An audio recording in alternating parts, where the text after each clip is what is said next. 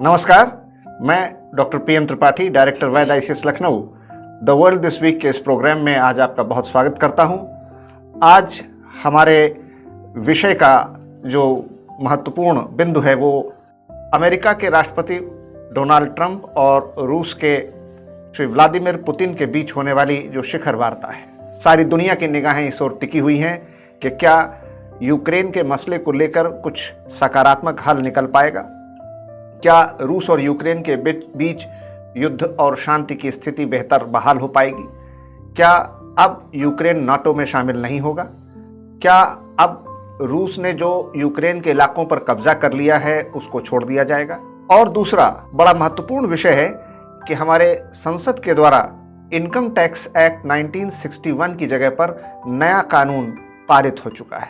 ये नया कानून संभवतः 1 अप्रैल 2026 से लागू होगा। इन्हीं मसलों पर बात करेंगे हम अपने फैकल्टी हेड और एक्सपर्ट अभिषेक सर के साथ। जानेंगे अमेरिकी राष्ट्रपति डोनाल्ड ट्रंप और रूस के राष्ट्रपति व्लादिमीर पुतिन के बीच के आज होने वाले शिखर सम्मेलन के बारे में, और साथ ही समझेंगे नए इनकम टैक्स की बारीकियों के बारे में।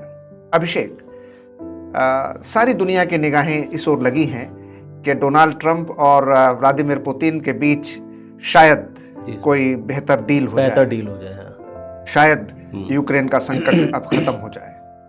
बहुत सारे शायद हैं, शायद बहुत सारे। होगा क्या? हाँ, पता नहीं, कोई नहीं जानता। क्या कहना है आपका? अब सर, ये डील जो हो रही है आज भारत के अगर टाइम के अकॉर्डिंग चलेंगे तो आज रात 1 बजे ये डील है। मतलब ये मीटिंग है, डील ना कही, मीटिंग जो भी हो रही है, और ये अलास्का में हो रही है। मतलब आप देखिए, ना व्हाइट हाउस में हो रही है, ना रशिया में हो रही है, ना यूरोप के किसी जगह हो रही है, अलास्का में जाके हो रही है, जो अमेरिका का सबसे ठंडा क्षेत्र माना जाता है। हाँ, और वहाँ इतनी गर्मा गर्म मीटिंग होने जा रही है। पूरी दुनिया की इस पर नजरें हैं। रूस से लिया भी था, ये रूस से लिया भी था। 1867 के अप्रॉक्स इसको रशिया ने जो है अमेरिका को सेल आउट किया था। इसका इम्पैक्ट वर्ल्ड के ग्लोबल ऑर्डर भी पड़ेगा, हमारे लिए भी है, इंडिया के लिए भी। बिल्कुल ठीक कह रहे हैं। जैसा आपने अपने ओपनिंग रिमार्क में बताया कि ये जो मीटिंग है इसका मेन पर्पस यही रखा गया है कि यूक्रेन क्राइसिस को कैसे सॉल्व किया जाए। ठीक बात। अब देखना ये है कि इससे वाकई में क्या यूक्रेन युद्ध जो है वो रुकता है, क्योंकि पुतिन की जो शर्तें हैं वो बड़ी लंबी चौड़ी हैं। और पुतिन को समझना भी आसान नहीं है, बहुत गूढ़ पुरुष हैं। अब उन्होंने साफ कह दिया है, हम जो यूक्रेन के जितने भी लैंड पर मेरा कब्जा हो गया है, मैंने कैप्चर कर लिया, मैं छोड़ूंगा नहीं। उधर तो क्राइमिया का भी मुद्दा है। हाँ, और उधर यूक्रेन के जो हेड है राष्ट्रपति, वो कह रहे हैं हम 1 इंच जमीन अपनी देंगे नहीं। प्लस जो नेटो वाला आपने भी बताया, रशिया ये चाहता है कि यूक्रेन जो है ना नेटो का मेंबर अब बने और ना यूरोपियन यूनियन का बने। इस पर उन्हें अमेरिकन राष्ट्रपति से गारंटी चाहिए। दूसरा, ये जितने सैंक्शंस लगा रखे हैं अमेरिका ने और यूरोपियन कंट्रीज ने रशिया के ऊपर, वो तुरंत हटाए जाएं। लेकिन ट्रम्प सर, इस समय जिस तरीके से ट्रम्प को एक खलबली सी है कि हमें नोबेल प्राइज मिले, जिस तरीके से नोबेल पाने, बस वही उसी का है, ज्यादा है, उतावलापन ज्यादा है, समस्या का समाधान कम खोजने की, हमें नोबेल मिल जाए किस तरीके से। अब मतलब मुझको तो बड़ा मुश्किल लगता है कि कोई इसका पॉजिटिव कंक्लूजन ड्रॉ हो पाएगा। मुझे भी नहीं लगता कि ये सकारात्मक निष्कर्ष तक पहुंचेगी बातचीत, क्योंकि ट्रम्प ने इशारे में कह दिया था कि लैंड हम डील कराएंगे, लैंड ट्रांसफर होगी, लेकिन यूक्रेन के राष्ट्रपति ने साफ कह दिया हम 1 इंच जमीन नहीं देंगे। असल ट्रम्प बहुत अस्थिर चित्त हैं और उनको समझना बड़ा मुश्किल, वेरी अनस्टेबल, बहुत अनस्टेबल है। और Putin is very complicated to understand, wheels within the wheels. Putin is not ready to surrender. और बल्कि और नहीं तो अगर ये डील नहीं होती है या ये मीटिंग ये फेल हो जाती है तो Putin is going to escalate the attack. वो इसको अपने अटैक को और बढ़ाएंगे बिल्कुल यूक्रेन के ऊपर। अब इंडिया के ऊपर इसका इम्पैक्ट ये सर कि हम तो ये चाहेंगे कि डील हो जाए, क्योंकि अगर सब पॉजिटिव हो जाता है तो जो अमेरिका हमारे ऊपर इतना टैरिफ वगैरह का खेल रहा है या जो नाराज चल रहा है वो नाराजगी दूर हो जाएगी। और जो हम रशिया से ऑयल खरीदते हैं या डिफेंस इक्विपमेंट लेते हैं, पुतिन मतलब ट्रम्प जो है फिर उसको अलाउ कर देंगे। हाँ, मतलब जो इतना प्रेशर बनाया हुआ है वो रिलैक्सेशन हो जाएगा, ट्रम्प एडमिनिस्ट्रेशन में वो कुछ हल्का हो जाएगा। 50% ऑफ द टैरिफ जो भारत और अमेरिका के बीच में ट्रेड डील की बातचीत, हाँ वो भी आगे बढ़ जाएंगे। और अगर नहीं होता है तब फिर हमारे लिए भी इशू है कि अब इधर हाल फिलहाल में आप देखेंगे सर, तो हमने तो हमेशा से ही एक न्यूट्रल अप्रोच फॉलो किया था, किसी ग्रुप में नहीं जाना, बट इधर हमारी थोड़ी नज़दीकी जो है वो रशिया की तरफ बढ़ी है। तो अगर कंक्लूजन पॉजिटिव नहीं रहा तो हमारा जो अप्रोच है वो रशिया की तरफ थोड़ा ज्यादा बढ़ जाएगा। रशिया हमारा वैसे भी बड़ा all weather friend, natural partner, और न जाने कब से हमारे साथ हर संकट में, हर संकट, आजादी से अगर हम देखें तो अमेरिका से ज्यादा रिलायबल दोस्त हमारा रशिया ही रहा है। अमेरिका तो कभी रहा ही नहीं। सही कहा। बल्कि यूं कहें कि अमेरिका हमेशा से भारत के विरोध में रहा है, और जब जब उसे जरूरत पड़ी है तो भारत के करीब आया है, और फिर कभी जैसे ही जरूरत निकली तो उसने, अब जैसे आजकल पाकिस्तान को यूज कर रहा है तो मुनीर को बुला करके दावत दे रहा। देखिए BLA पर सैंक्शन लगा दिया। बड़ी खबर है जो आपने बताया कि बलूचिस्तान लिबरेशन आर्मी, उस पर सैंक्शन लग गया। ब्रिगेड, जो पाकिस्तान बड़े लंबे समय से मांग कर रहा था कि इसको टेररिस्ट ऑर्गेनाइजेशन डिक्लेयर किया जाए, लेकिन अमेरिका का क्या वहां इंटरेस्ट था, क्यों उसने किया? और जो उसने एक बात कही थी, अमेरिका के राष्ट्रपति के एक बयान में आया था कि हम अब पाकिस्तान में ऑयल एक्सप्लोरेशन और शायद कभी भारत को भी बेचेंगे, वहाँ ऑयल रिजर्व बहुत है। तो BLA ने बयान का खंडन करते हुए बड़ी मजम्मत की थी और ये कहा था कि ट्रम्प साहब, वो पाकिस्तान का ऑयल नहीं है, वो बलूचिस्तान का ऑयल है, और आप हमारे ऑयल को कैसे खरीदते? और पूरे पाकिस्तान के रीजन में सर जो मिनरल रिच एरिया है वो तो बलूचिस्तान वाला ही एरिया है। मेरा ये मानना है कि अमेरिका जो है, स्पेशली ट्रम्प के टेन्योर में, उसका ना कोई दोस्त है ना कोई दुश्मन है। जहां उसको फायदा होता है, अपना इंटरेस्ट फुलफिल होता है, वहां जा रहा है। और इस समय अमेरिका को यूक्रेन का मिनरल, चाइना का क्रिटिकल मिनरल और बलूचिस्तान के मिनरल पे उसकी नजरें हैं। वो इसलिए ही वो भारत से समय खफा चल रहा है। वैसे भी कहते हैं अंतरराष्ट्रीय कूटनीति में न स्थायी मित्र होते हैं, न स्थायी शत्रु होते हैं, स्थायी केवल एक ही हित होते हैं। नेशनल इंटरेस्ट ही परमानेंट होता है। तो फिर हमारा भी तो नेशनल इंटरेस्ट है कि हम रशिया की तरफ जाएं। नेशनल इंटरेस्ट कह देते हैं, हालांकि वो सेल्फ इंटरेस्ट और यहाँ पुतिन इनका ट्रम्प का सेल्फ इंटरेस्ट ही है ज्यादा। उनके जो उनकी पर्सनल कंपनीज वगैरह हैं उसका ज्यादा है, जिसको वो डेड इकोनॉमी हमारी भारतीय अर्थव्यवस्था को बताते हैं। सबसे ज्यादा ट्रम्प का बिजनेस रियल एस्टेट में इंडिया में इतना ज्यादा ग्रो किया पिछले 8 साल में। और भारत को डेड इकोनॉमी बोल रहे हैं। देखिए, let us hope and pray for something. अगर पॉजिटिव होगा सर तो इंडिया के लिए भी ठीक है, अच्छी बात है हमारे लिए, तो बहुत अच्छी बात है। वरना सारी दुनिया को एक नया जियोपॉलिटिकल क्राइसिस देखना पड़ेगा। और फिर ये वॉर और लंबा खिंच जाएगा तो उससे इन्फ्लेशन है, तमाम चीजें बढ़ेंगी। और यूरोपियन मार्केट में भी ऑयल सप्लाईज को लेकर ऑलरेडी 3 साल हो रहे हैं सर। वॉर को मतलब खत्म होना जाना चाहिए। जंग तो खुद ही एक मसला है, जंग किसी मसले का हल क्या देगी? बिल्कुल सही सर आपने कहा कि जंग कभी किसी चीज का जो है वो हल नहीं हो सकती।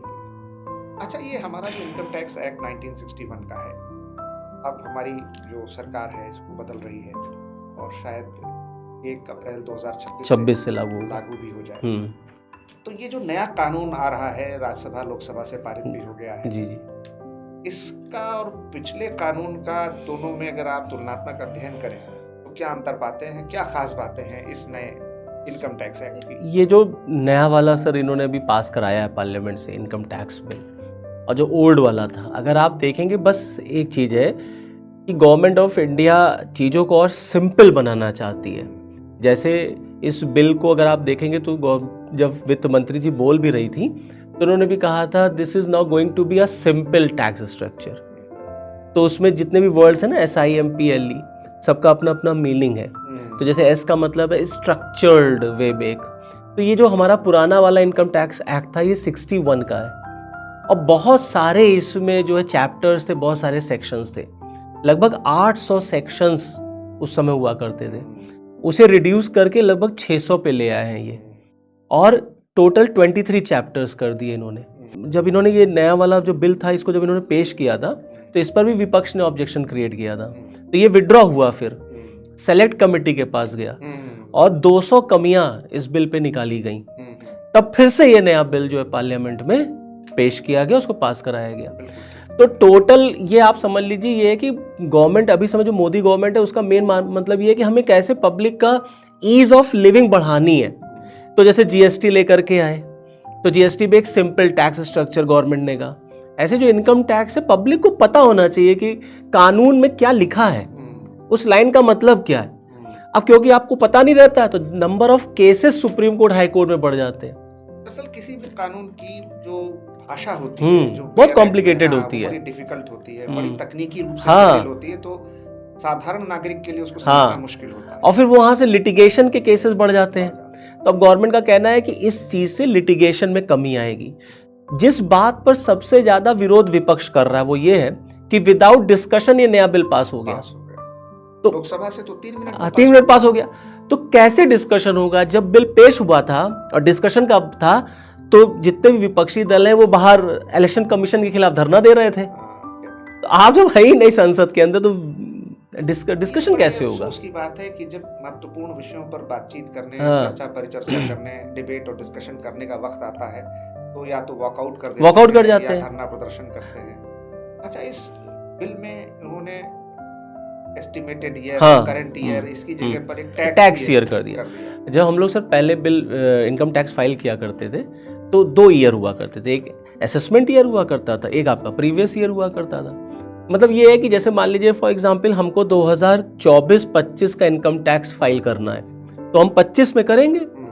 तो हमने 24-25 में कमाया, 25 में हम करने जा रहे हैं। अभी गवर्नमेंट ने क्या कर दिया, 1 ईयर कर दिया है। जिस साल आप कमा रहे हैं उसी साल आपका टैक्स ईयर भी मान लिया जाएगा, तो उसी को टैक्स ईयर कर दिया। मतलब अब ये कॉम्प्लिकेटेड नहीं है कि असेसमेंट ईयर क्या होता है, प्रीवियस ईयर क्या हो रहा है, करंट ईयर क्या। अभी सब खत्म करिए, जिस साल आप कमा रहे हैं उसी साल को आपको फाइल कर देना है। जैसे हमने 25 में कमाया, अब हम 25 का फाइल करेंगे, बस यही टैक्स ईयर हो गया हमारा। कुल मिला के कह सकते हैं कि जो नया इनकम टैक्स एक्ट सरकार लेके आ रही है वो एक सिंपल, वो बहुत सीधा, सरल, आसानी से समझ में आने वाला और कम जटिल होगा। हाँ, इको पीपुल है, फ्रेंडली पीपुल है एक तरीके से, कि लोगों को समझ में आए। जो विपक्ष सबसे ज्यादा विरोध इस पे कर रहा है सर, एक इसमें क्लॉज जोड़ा गया है कि गवर्नमेंट अब आपके पर्सनल डेटा को भी चेक कर सकती है। वर्चुअल डिजिटल स्पेस, तो इस पर इस्तेमाल हुआ है। तो वो आपकी ईमेल चेक कर सकती है, वो आपके मैसेजेस भी देख सकते हैं। अगर जो इनकम टैक्स डिपार्टमेंट है या हमारे जो और डिपार्टमेंट्स उनको ऐसा लग रहा है तो सर्च और सर्विलांस। तो विपक्ष कहता है ये राइट टू प्राइवेसी का वायलेशन है कि गवर्नमेंट आपके पर्सनल ईमेल वगैरह कैसे चेक कर सकती है। प्लस हर चीज़ को डिजिटली गवर्नमेंट अब करना चाहती है। तो आपके जो इनकम टैक्स डिपार्टमेंट वगैरह हैं उनको सारी चीज़ें अब डिजिटली करनी पड़ेंगी। तो इस तरीके से एक बिल में उन्होंने एक काम किया है इसको। तो मेरे ख्याल में वक्त के हिसाब से जब टेक्नोलॉजी बदलती है, लोगों की ज़रूरतें बदलती हैं, मार्केट इकोनॉमी चेंज होती है, तो कानून में भी बदलाव होना चाहिए। एक चीज़ मैं और सर जोड़ना चाहूँगा। अभी तमाम मैं देख रहा था कई जगहों पर ये भी बात चल रही थी कि गवर्नमेंट ने वो 12 लाख का टैक्स स्लैब जो था, ये जो बजट में पेश किया था, वो ख़त्म कर दिया। ऐसा कुछ नहीं है। इस बिल में कोई इनकम टैक्स स्लैब वगैरह कोई बदलाव नहीं किया गया है। हाँ, धार्मिक दान जो आप देते हैं उस पर टैक्स गवर्नमेंट ने कहा नहीं लगेगा। और शायद ये भी कह दिया है कि अगर आप वो जो रिफंड वाला मामला था, हाँ, जो रिफंड हम लोग लेते थे, इनकम टैक्स रिटर्न डिले भी करते हैं फाइल करने में, तो भी रिफंड, तो भी रिफंड आपको मिल जाएगा। पहले ये था पेनल्टी वगैरह लग जाती थी और आपको रिफंड भी नहीं मिलेगा।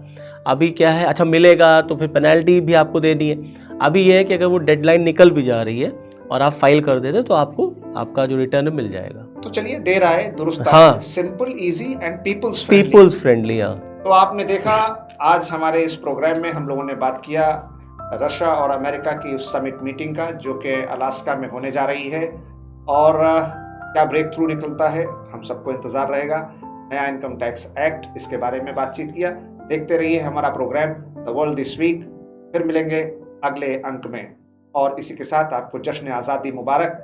हम सब लोगों को स्वतंत्रता दिवस की बहुत बहुत शुभकामनाएं। जय हिंद, जय भारत, वंदे मातरम। वंदे मातरम।